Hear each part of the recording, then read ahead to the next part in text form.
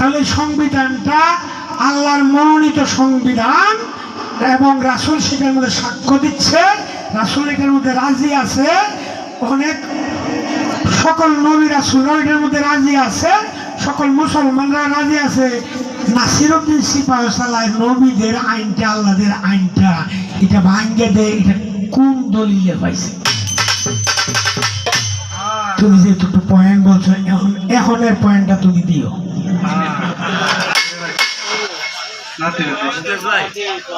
উনি আল্লাহর আইনটা, নবীদের আইনটা উনি একজন ওলি হয়ে সেটা ভাঙে কি করে?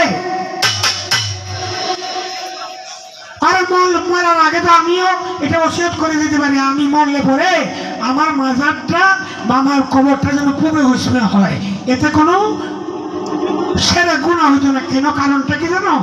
যে আমার মাথাটা যেন রাসূলের পায়ের দিকে থাকে, আমার মাথাটা যেন আল্লাহর ঘরের দিকে থাকে, এই জন্য এই সেরে কোনো বস্তা ভরা গুনাহ হইতো না।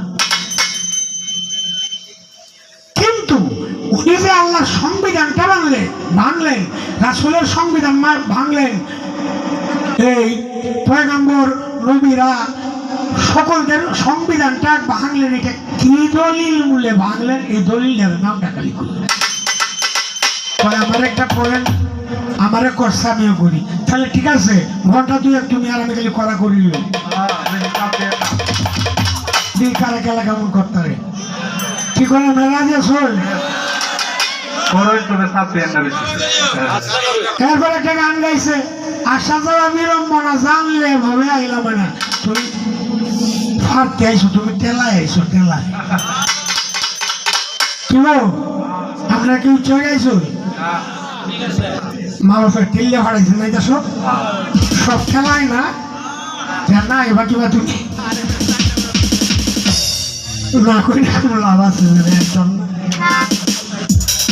ইচ্ছা জ্ঞান তখন তোমার কাছে না, ইচ্ছা জ্ঞান যে দুজনে মিলন ঘটেছে তাদের কাছে, আর মাঝখানে কারিগরে তোমার এই ফাটাই দিচ্ছে।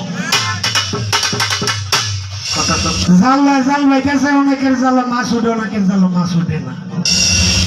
জালের দোষ না যে বেটা দেনের মালিক হ্যাঁ দিছে না।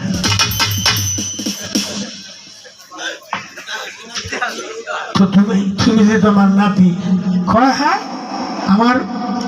আমি ভাবছিলাম আজকে মনে হয় আমার দাদা কিছু করতো না, আমি তোমার